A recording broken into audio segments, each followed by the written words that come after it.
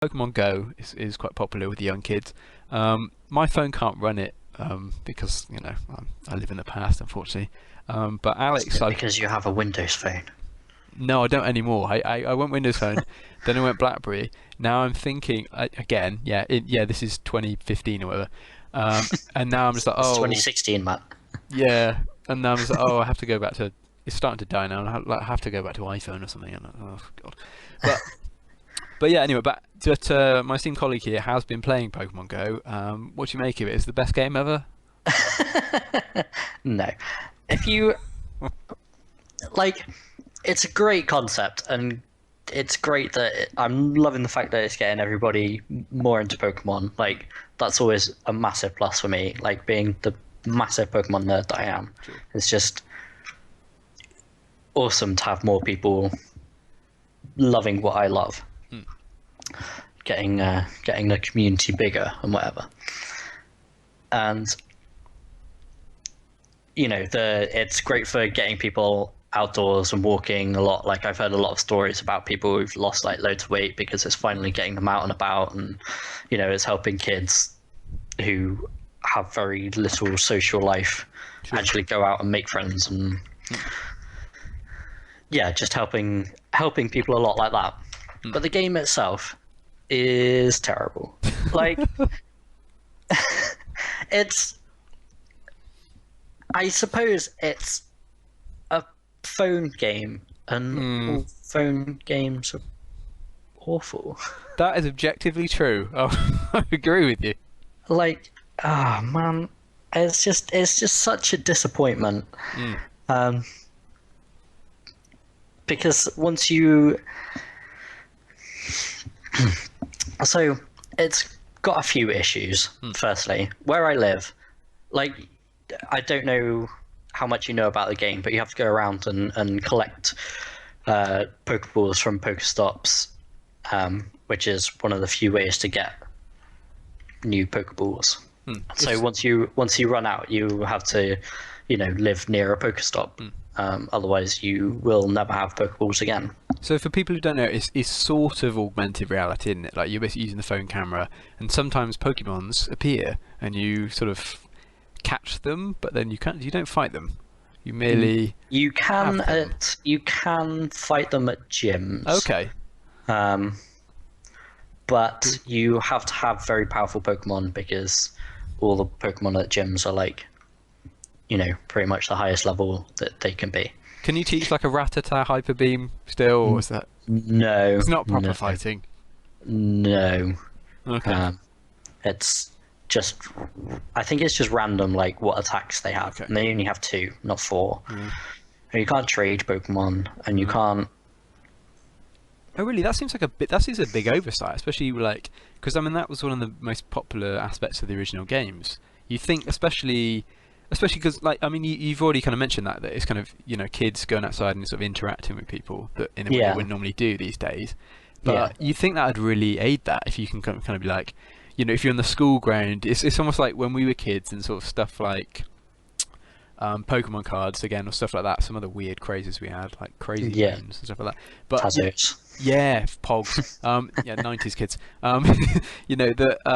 That you would that you would be trading. Kids could be sort of have their phones in the schoolyard and they're like, oh, I've got two Pidgeys. Do you want to? Well, probably more than that, but I've got 10 Pidgeys. Do you want to swap from you two? I don't know, something like that. Yeah, and it's only going to be Pidgeys because that's all you can bloody find with the thing, which Mm. is another issue. Well, actually, I'm going to go back to the Pokemon stops because I don't exactly live in the middle of nowhere. I live 10 minutes outside the centre of Liverpool. It's in the north. Well, it is. But, like, it's 10 minutes drive, so it's Okay. like a good hour walk. Yep. And there's nothing where I live. I have Mm. to walk about 20-25 minutes to find the one Pokestop that's anywhere near me. And it's just frustrating. Like, I've gone over there a couple of times and sat there for half an hour to collect Pokeballs. But then by the time I'm done sat there, I've used all the Pokeballs on like two Pidgeys Yeah. because that's all you can find. And once you level up a bit more, the Pokemon start to run away and start to be more difficult to catch. Okay. So, you find the equivalent of a level 2 Pidgey, and you end up having to throw like 15, 20 odd Pokeballs at it. And then it ends up running away, and it's like, well, what's the fucking point? So it leads to another couple of problems. The first one is, again, the Pokestops. You pick up three to 5 items, of which they can be a number of different items. So they can be potions, they can be Pokeballs, they can be revives, they can be an egg, they can be a berry. And so generally, when I'm at a Pokestop, I get about 1 Pokeball when I'm there, and it refreshes every 5 minutes. So you wait 5 minutes to pick up 2 Pokeballs from 1 Pokestop. Yeah. And then obviously I can't catch the lowest level Pidgey that's there. So it's like, I feel a bit like, well, what's the point in that? Is it kind of free to play aspects? Like, can you just pay to get more Pokeballs sort of thing? Is it that kind of You mechanic? can, yes, I believe so. Okay. Although they don't, it is kind of Nintendo-y in that they don't like throw that in your face. You have to go through a couple of menus to find where how to buy Pokeballs. Okay. So it's less evil, but still evil. Yes. Because I mean, you say someone like you that's played it quite a lot. Would you say, if there's like an option, like you could have the free to play version, and then you can upgrade for like £5 or something, and then you don't have to wait 10 hours to get a Pokeball and stuff like that. Because I mean, a lot of people, well, you'd buy it surely, wouldn't you? If you took some of this frustration out. Probably, yeah. Okay. Actually, yeah, that does sound a lot better. The next point is that obviously evolving Pokemon is another big part of the game. Okay. But to evolve Pokemon, you need candies for that Pokemon, and to get candies, you have to catch that particular Pokemon over and over again. Oh Jesus. Yeah, so you need 25 candies to evolve a Rattata, and every time you catch a Rattata, you get three candies. So it's fine for evolving Rattatas and Pidgeys and stuff, but your starter Pokemon, I don't think I've ever seen another Squirtle about. So my Squirtle was just sat in my inventory that's got like 13 13 combat power, which is like the lowest you can get in the game, basically. Well, the lowest is 10, but 13 isn't exactly far away. I should say, I should say, one of my friends, one of the only screen caps I've seen in this game, just one of my friends WhatsApped me a picture of like a Squirtle in a room, and it's like it's like angry, and it looks like it's like looking down on this pile of mess, like it's like judging a like pile of clothes on the floor. And it's like Squirtle judges you. So they do exist, but it's just just one Cardiff wandering about. Well, they spawn and stay on the map for 10 minutes. Okay. 15 minutes maybe. Do you think it's an oversight that, like, obviously, like in proper Pokemon, it's like you wander through patches of grass to like spawn Pokemon? Surely that should be a thing. You should get the kids like wandering through the long grass sort of thing, and that should like spawn Pokemon. That'd be awesome. Yeah, that would be pretty good. Yeah, I agree. You kind of grind for like rare ones. That'd be kind of cool. Yeah. The only other thing I was going to say was, when you say the Pokemon run away, it's not, presumably you don't chase them down the road. It's not like that kind of augmented reality, like you're going to get kids chasing you down the railway tracks or whatever. No, Okay. It just disappears from your phone. Oh. It just goes like puff in a cloud of smoke, and then you don't have the opportunity to catch it again. I would just like to see, like, I'd love to see like a load of like drunks like chasing Pidgeys down like the street in Bristol, like on a night out or something.